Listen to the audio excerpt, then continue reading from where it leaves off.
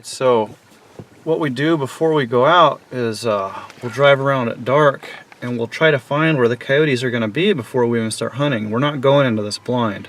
So we'll roll up about an hour or two before sunset. We'll throw out locator howls in a bunch of different areas, and then I'll come in here on my app and I'll go ahead and I'll mark our location.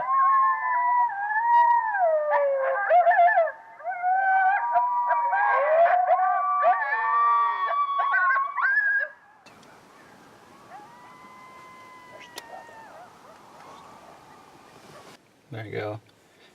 Now our location's marked that we know coyotes are in here, and as we go through the year, when we start getting into dry spells, we'll already have locations marked. So we'll mark 3 or 4 locations every morning before we go out, and then we'll continue hunting by trying to triangulate where these coyotes were at exactly.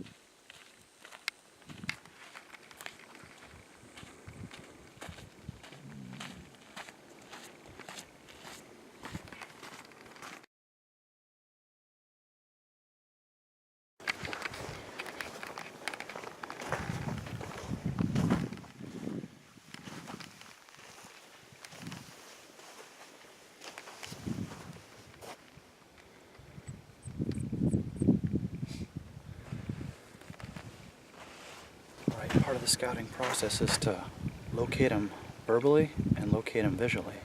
So we got some fresh tracks in this wash here, and as you can see, they are hunting directly into the wind.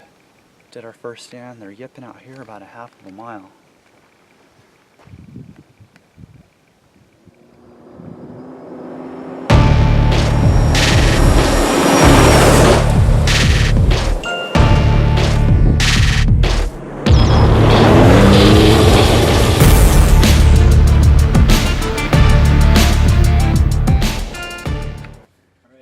Made it 4/10 of a mile from where we got busted, right? We didn't make any weird noises, we broke down quick, we went downwind quietly and stealthily, and we cut the same wash where we found one set of tracks, all right? So now in this wash we got 1, 2, 3, 4, 5, and then there's 3 or 4 more trails right on the edge.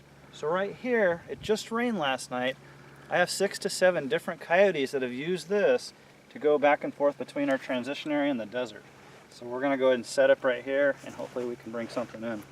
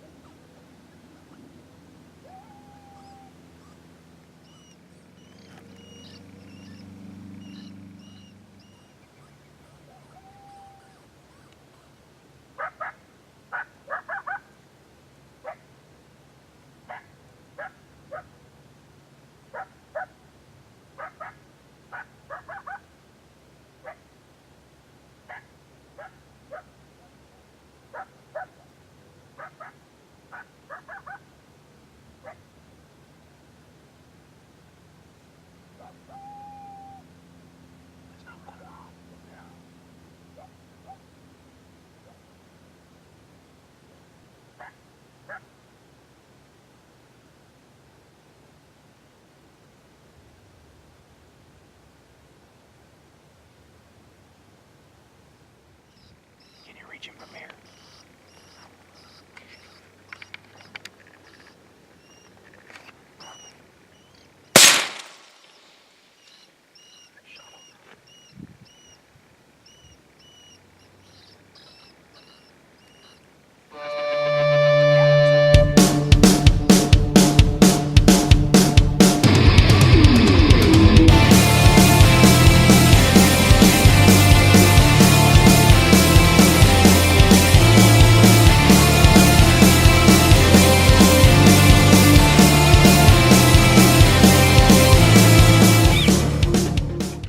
The first thing we did this morning is we got in a couple hours before the sun came up, and we plotted the location where the coyotes were at, and then we just decided to carpet bomb them. So on our first stand, we had contact towards the end.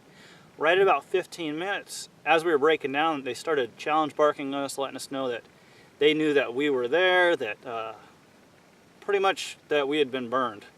And it was kind of weird because we went in really quiet, so I started thinking, you know, I've actually ran into people calling out here before. We're not far from the city. There's a lot of action out here, you know.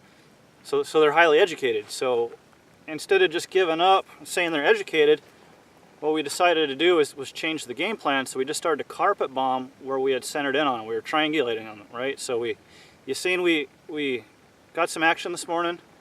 We got action on the first stand at 16 minutes. So the second stand I decided I was going to call normally till 16 minutes. And then we changed it up with some prairie dog distress. Right when I broke into prairie dog distress, the same dogs that were off to the west broke free and ran across into the wind. And then he came up here to this edge where I kind of figured he's going to get comfortable at. And that's where we were finally able to make the shot. Now, as we were breaking down once again, about 20 minutes, another one started challenging us. So we just sat down and we challenged them first of all to let them know that we were probably a coyote out here. That changed their attitude a lot, and then we went into a rat distress, which broke him free, and he stopped at about 425 yards.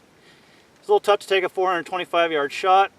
Did the best I could, but I sent it right over his back. I was kind of estimating he was about 500. So next time we'll do a little better on that. The ammo I'm using is, like I said, it's a 308. It's 168 grain ASSYM, ASSYM. It's kind of a local brand. I've had really good luck with their ammo. It's all factory ammo, but it groups really well for my gun. And right now I'm actually getting it set up for deer season. So from this time forward, about August forward, as the deer season comes on, I'm going to start using my 308. It's a heavier caliber, just get more comfortable with it. Hopefully put down a big old deer this year.